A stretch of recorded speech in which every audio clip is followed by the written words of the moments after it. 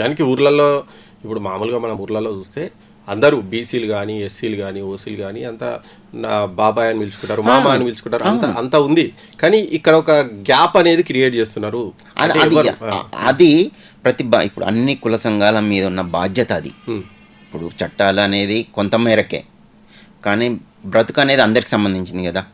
ఇలా నేనే ఉన్నా అనుకో, ప్రస్తుతం నేనే, నా ఫ్రెండ్స్ ఎంతోమంది ఉంటారు కదా, నేను అన్ని చదువుకుంటూ వచ్చినప్పుడు అన్ని కులాల్లో ఉంటాను, పిలుచుకుంటాం మామ అని పిలుస్తాం, ఏరా బాబాయ్ అంటాం, ఇట్లాంటి వరుసలు పెట్టుకొని పిలుచుకుంటుంటాం కదా. ఇప్పుడు నేను అదే చెప్తున్నానండి, ఉద్యోగమైన రాజకీయమైన కొంత పర్సంటేజే, అంత కాదు. రిమైనింగ్ అంతా వాళ్ళు day to day life sustain అవ్వాలంటే వాళ్ళు ఏదో ఒక వ్యాపారం చేసుకోవాలి కదా. సో అలాంటప్పుడు ఇలాంటి చిన్న చిన్న వాటి కోసం మొత్తం సిస్టాన్నే ఖరాబ్ చేస్తామన్నది కూడా కరెక్ట్ కాదు కదా. సో ఇప్పుడు రెడ్డి సంఘాల మీద బాధ్యత ఉంది, బీసీ సంఘాల మీద బాధ్యత ఉంది. ఇది ఎంతవరకు తీసుకోవాలో అంతవరకే తీసుకెళ్ళాలి, కానీ ఇష్టం ఉన్నట్టు మాట్లాడుతా అనడం కూడా కరెక్ట్ కాదని నేను భావిస్తున్నాను.